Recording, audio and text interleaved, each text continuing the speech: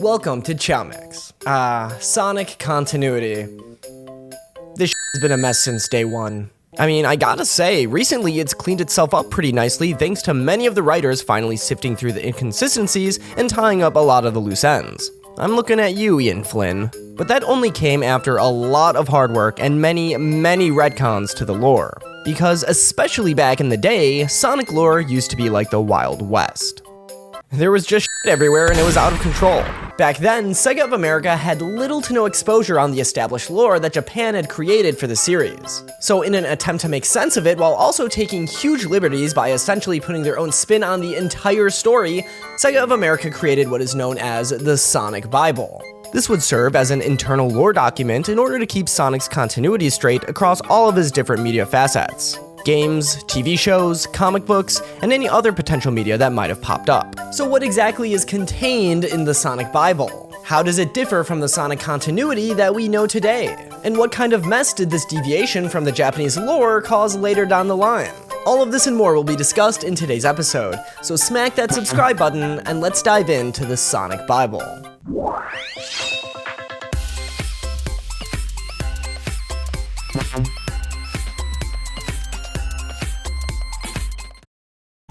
The Sonic Bible was a Sonic mythos document that SEGA of America created during the making of the first Sonic the Hedgehog game.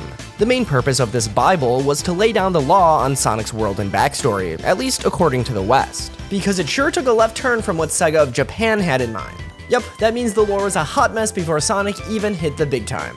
This deviation in the lore can be seen, publicly at least, as early as the Sonic the Hedgehog promotional comic, put out just before the first game's release to get players hyped and acquainted with Sonic. In this comic, we're introduced to Sonic's world, known as Mobius, which is under attack by the evil Dr. Ivo Robotnik and his deadly robots. We see Sonic, the only one brave enough to stand up against Robotnik, outspeed the Doctor with his lightning-fast moves, and go head-to-head with the Badniks, Robotnik's killer robots powered by Sonic's animal buddies. Sonic frees them, and they suggest getting a man named Dr. Keentober to help fight against Dr. Robotnik. But it's here where Sonic reveals that Dr. Keentober is Dr. Robotnik. You see, not so long ago, the evil Doctor actually used to be a good-natured scientist known as Ovi Keentober. Get it? Ivo Robotnik, but spelled backwards? Genius. By chance, he encounters a very normal Sonic the Hedgehog during his research. Well, as normal as a talking anthropomorphic hedgehog can get. He would go on to experiment with the Chaos Emeralds in order to power his device called the Retroorbital Chaos Compressor. He intended to use this device to cleanse Mobius by absorbing and trapping all of the evil in the entire world into the Chaos Emeralds. By using one of the Doctor's inventions, the supersonic treadmill, Sonic builds up his speed to such an extent that he eventually breaks the sound barrier. This causes the machine to explode, but a blue, supercharged version of the Hedgehog would emerge. The Doctor even makes fancy sneakers for Sonic, built to be durable enough to not completely disintegrate when running, even at his new incredible speeds. But one day, in the middle of eating lunch while working on his device, Dr. Ovi Keentober spills his drink on his computer, causing it to go haywire. Hard-boiled egg in hand, the machine zaps him with over 10,000 volts of pure evil energy, and scatters objects called containment rings within the machine across the land. And from that point forward, the good Doctor turns evil, with a vendetta against Mobius and everything that stands in his path. Sonic goes on to challenge the Doctor's reign of terror, collecting all the lost containment rings along the way. Back in present time, we see Sonic making an escape from an ambush of Badniks. He then finds a giant ring, enters it, and emerges inside of this special stage, or known here as the Warp of Confusion. Yeah, honestly, that's a good name for these horrible levels. Here, Sonic finds a Chaos Emerald and makes his exit. Suddenly, the Doctor shows himself and challenges Sonic to catch him. Chasing him all the way to his lab, Sonic finds his good friend, everyone's favorite character, Porker Lewis. Alright. Who's about to have his head sawed off. Trying to save Porker, Sonic inadvertently gives Robotnik the chance to snatch the Chaos Emerald from him. Robotnik makes a swift exit, but not before Sonic takes down another Badnik transforming machine and rescues a bunch more of his friends. And it's here where we get left on a cliffhanger, telling the reader to continue the action on their very own Sega Genesis video game system. Cheeky. And that's the Sonic the Hedgehog promotional comic. Using the lore established in the Sonic Bible, it sets the stage for Western audiences before the release of Sonic 1. But this wasn't the only piece of media to do something like this. The UK had their very own guidebook titled Stay Sonic, which would once again explore the lore of Sonic's world, at least according to the West, right before the release of an upcoming game, this time being Sonic 2. This 91-page book filled with lore, trivia, level guides, and interviews starts off in a very similar fashion to the promotional comic that we just went over, with the same origin stories for Sonic and Dr. Ovi Kintober. The only major difference is the mention of a 7th Chaos Emerald. After all, Sonic 1 only had 6, so in order to explain the 7th Emerald added in Sonic 2, it's explained that Dr. Ovi Kintober had been looking for it this entire time to complete his machine. Other than that, the story goes down almost exactly the same, besides the fact that this book is very, very adamant about Sonic being a huge fan of high cholesterol foods like burgers, tacos, nachos, fries, chocolate, and soda. Seems like you can eat like a king when you can just run off all the calories in mere seconds. This book also highlights all the fun names for each of Sonic's animal friends that SEGA of America changed them to. There's Johnny Lightfoot the rabbit, Sally Acorn the squirrel, Joe Sushi the walrus, Tux the penguin, Chirps the chicken, and Porker Lewis the pig. Ah, so that explains that. Again, this piece of media would use the Sonic Bible as reference to inform its audience on the various mythos regarding Sonic the Hedgehog and Dr. Robotnik. But even so, it differs ever so slightly from the promotional comic. This begs the question, which one follows the Sonic Bible the closest? Because these works only make reference to whatever the heck is even in the Bible. So what exactly is the lore within the Sonic Bible? Like I mentioned, the Sonic Bible was an internal document used solely by SEGA of America to be referenced in order to keep their altered lore straight. It was never made public. Well, that is, until 2009, when Dean Sitton, a former SEGA of America employee who had worked on the coveted Bible, would join the Sonic Retro forum answering various questions about it. Dean would eventually be convinced to put the documents up for sale on eBay. It was swiftly bought by a user on the Sonic Retro forum who would inevitably upload the scans of several different draft versions that came with their purchase. Yes, the Sonic Bible went through several revisions, some with surprisingly and drastically different twists on their stories. The first version of the Sonic Bible is probably the most bizarre out of the bunch. This story takes place on 21st century Earth, in Hardly, Nebraska? Okay. We follow the beginnings of Sonny the Hedgehog, who lives with his mother and 5 sisters in a scraggly hedge next to a local burger joint. Tragically, Sonny's father died shortly after he was born, but his mother tells him and his siblings stories about his great adventures. In fact, he was the fastest hedge runner their town had ever seen, a trait that inspired little Sonny immensely. Sonny was a bright young child and frequently befriended humans. He'd even play pranks on unsuspecting bowling alley goers by curling up into a ball in the ball return, waiting for his next victim to attempt to pick him up and get their hands pricked. He also learned to read and write by playing in the park with the local children. He used his quills to write in the sand. At night, Sonny would run back and forth across the hedges, becoming faster and faster by each day. One night, Hardly's local track team coach left the burger joint next to Sonny's hedge and witnessed blue streaks rapidly moving back and forth from the bushes, faster than anything he'd ever seen. Sonny would then be invited to join the track team, traveling to regional tournaments. He'd accumulate countless trophies and earn the respect of everyone on the team. But unfortunately, winter was approaching, and with it, hibernation. Any of Sonny's future endeavors would need to be put on hold until the spring. But during Sonny's hibernation, he was awoken one day by the chaos of the ground beneath him shaking. A rusted pipe emerged next to him, which he climbed through. And on the other end, Sonny would discover a mustachioed man in a laboratory. The man was quick to apologize for the commotion and introduced himself as Dr. Ovi Kintober. He had been using a device to search for objects known as the Chaos Emeralds and accidentally disturbed the little hedgehog during his sleep. So far, he had been able to collect 6 out of the 7 existing emeralds, which would be used to power his machine to rid the Earth of its centuries of accumulated pollution. However, funding for his project was cut short after 15 years of testing. So the doctor secretly became independent to see his experiment through to the end. The doctor also took care of many animals who needed shelter from the harsh winters. This was great news for Sonny, who ended up staying since the thought of sleeping all winter didn't strike him as being all too fun. After some time, Kintober caught on to Sonic's intelligence, eventually making him his official assistant. Here, Sonny learned all about computer science and physics. And at the same time, he would use the doctor's supersonic treadmill to increase his speed, eventually breaking the speed of sound, and then the speed of light. This would change Sonny's appearance. Instead of his regular hedgehog shade of brown, Sonny's hair spiked back into a mohawk and sported a unique shade of cobalt blue. From then on, Sonny was nicknamed Sonic. One day, while running around the lab, Sonic stumbles upon a machine he had never seen before, the Reverse Quantum Bioformulator. Curious, Sonic asks the doctor about this machine, and the two discuss over lunch. Kintobor unlocks a lead-encased cabinet and pulls out a black bag. This bag contained the 6 emeralds in the Doctor's possession, which he explains possess the inert energy of every gross and disgusting impulse or deed done by humans since the beginning of time. In other words, they contained all of the pure evil of the entire world, and the Doctor had made them himself with this machine. The only thing left to do was stabilize them with the 7th emerald. If successful, the Doctor would then launch the emeralds into space to never be seen again, which in theory would rid the world of all evil. On the other hand, if he was not successful, they would double the amount of evil in the world. Suddenly, the Doctor's computer monitor started flashing red, signaling that a wave of radiation had penetrated the Earth's surface and was rapidly approaching the lab. Kintobor rushed to stuff the emeralds back into the bag, and Sonic ran to open the lead-encased cabinet. But in doing so, he had accidentally jostled the reverse quantum bioformulator. The Doctor then tripped, spilling out all of the emeralds onto the floor. The machine turned on, which then began emitting a bright beam of light onto the Doctor, the emeralds, and a half-eaten hard-boiled egg left out from lunch. Luckily, Sonic was quick enough to take shelter, but Kintobor was not. Everything had stopped, and when Sonic cautiously peeked out from his hiding spot, he would witness the once kind Dr. Kintobor emerge as a hideous, egg-shaped villain. The Doctor had absorbed all of the evil energy from the emeralds. The name written out on his name tag had been reversed, and now read Dr. Ivo Robotnik. And from then on, the two friends would become mortal enemies. This story is definitely the most unhinged out of the 3 drafts. Luckily, the next 2 are pretty similar and simplify things quite a bit. Draft 3 is just a revision of 2, which we can see has a bunch of annotations on the side, presumably from a representative of SEGA of Japan, to straighten out the lore ever so slightly probably.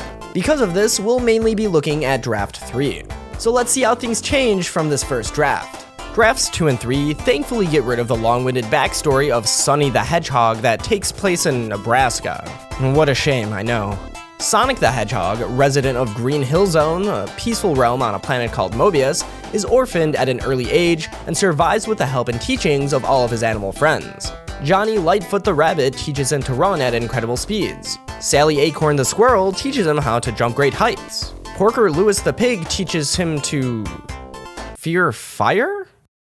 What? Flicky the Bluebird influences Sonic with her happy and fearless approach to life. But probably most importantly, Chirps the Chicken helps Sonic develop the technique for the spin attack.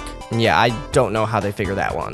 One day, Sonic tunnels into the laboratory of Dr. Kintobor by pure accident, and the story is almost exactly as we've heard before. The only differences are the name of the machine being the Amazing Transformation Machine rather than the Reverse Quantum Bioformulator, the Doctor wanting to banish the evil absorbed emeralds in Mobius's icy core rather than space, and the mention of the containment rings being scattered when the machine goes haywire. This version of the Sonic Bible is the most up-to-date version that we know of, and is probably what the Promotional comic and Stay Sonic used to base their retelling of the story off of. Although a few small things ended up being changed, like the name of Robotnik's machine for example, the story lines up almost perfectly.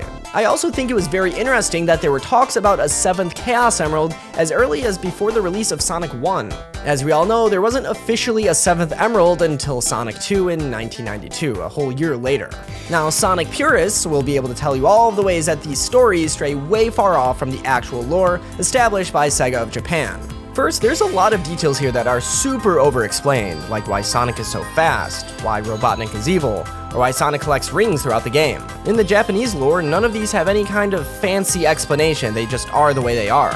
There's also the straight-up changes to the story, like the Doctor being named Robotnik rather than Eggman, or how Sonic and Robotnik used to be friends, or Sonic's world being called Mobius. The names of the animal characters are also changed.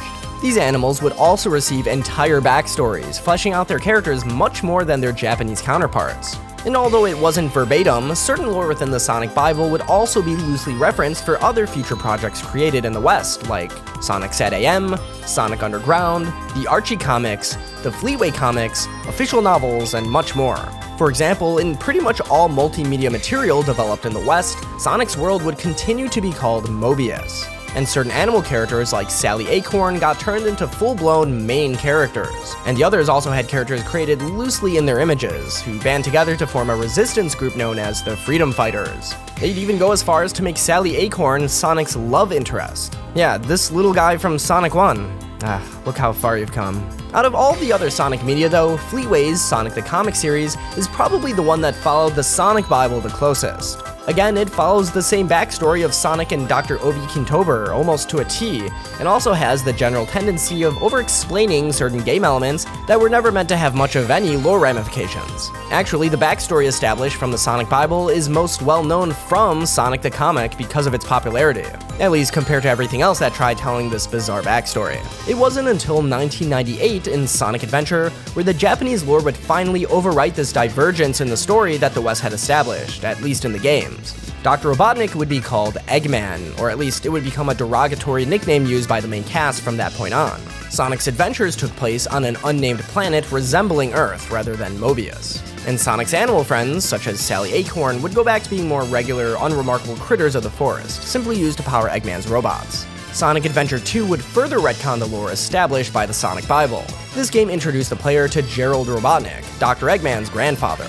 Gerald Robotnik's existence alone retcons the Sonic Bible's backstory of Obi Kintober, since this proves that the Robotnik family had always been known as the Robotniks, rather than the Kintobers. This also simultaneously ties in a bit of the Western lore to the Japanese lore, since the surname Robotnik had never been used in Japan until this point. We can even see the words Robotnik Empire scroll across the screen in the scene of Eggman's broadcast. But while the games had more or less straightened out its continuity, the Sonic Bible's influence still continued to live on in Western-made media, such as the Archie comics, which would outlive every other non-game series by a long shot. So while any mention of Mobius, Sally Acorn, or the Freedom Fighters would be wiped from the games, they live on exclusively in the Archie comics. And for years, certain fans begged and pleaded with SEGA to converge this lore into the main continuity of the games, since they contained so many stories and characters that couldn't be found there. But maybe it was exactly this reason why the two needed to be separated.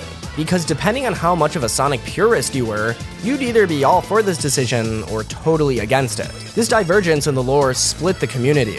There was Sega Sonic, and then there was Western Sonic. And the two were so different at that point that combining them would be an impossible task. But either way, there were many unknowing fans confused on why certain aspects of the Western lore were never incorporated into the games. Eventually, the Archie Sonic comic series ended in 2016, after a 24-year-long run and 290 issues. This would be the official death of the last remaining bit of the Sonic Bible's influence on the series going forward.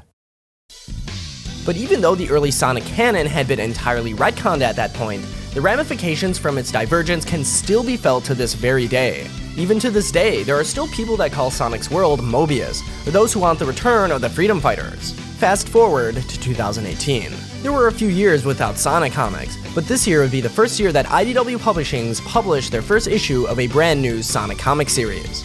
Unlike Archie, this series continued off of the canon events of the latest game, Sonic Forces, and would be set in the exact same continuity as the games. On top of this, within the story of 2022's Sonic Frontiers, certain IDW exclusive characters would be name-dropped, confirming that they existed within the game's own universe, implying that the comics are canon. Finally, for the first time ever, Sonic continuity across multiple media had been made whole. This was great news for Sonic purists, but what about those who had a deep love for the early Sonic lore? Well, on January 14th, 2021, the official Sonic Twitter account would make a vague statement with a post stating, "Everything is canon." This was initially thought of as a joke by many people, but this statement would be further corroborated by the Netflix TV series Sonic Prime. Sonic Prime, once again, would be another facet of Sonic media confirmed to be canon. But Sonic Prime being canon is a much bigger deal than you'd initially think. You see, this series explores multiverses, a hypothetical set of universes for each possible outcome of any action or possibility, with Sonic traveling across tons of these alternate realities, meeting different versions of his world and friends. And while this might not seem like a huge deal at first, many fans began to realize that this implies that all other Sonic continuities are not only possible, but may be canon in their own multiverse. Sonic Prime suggests that even the first draft of the Sonic Bible, yeah, the one that takes place in Hardlee, Nebraska, can be canon. Well, at least in its own multiverse. Within the last handful of years, there has been a huge push to keep continuity straight, even across multiple facets of media. But with Sonic Prime, the doors have truly opened for literally anything to be possible. Will we ever see Mobius or the Freedom Fighters again? What about Dr. Kintober? Well, it's hard to say, but at least fans of these stories can rest a little bit easier now knowing that they, in some way, are finally canon. Anyways, that's gonna be it for today's video. If you liked it, please do me a huge favor and hit that like button, and subscribe for even more way past cool Sonic content such as this. In the comments below, let me know what you think of early Sonic continuity. And last but not least, thank you to my amazing channel members. And with all that being said, I hope everyone has a fantastic day. Peace.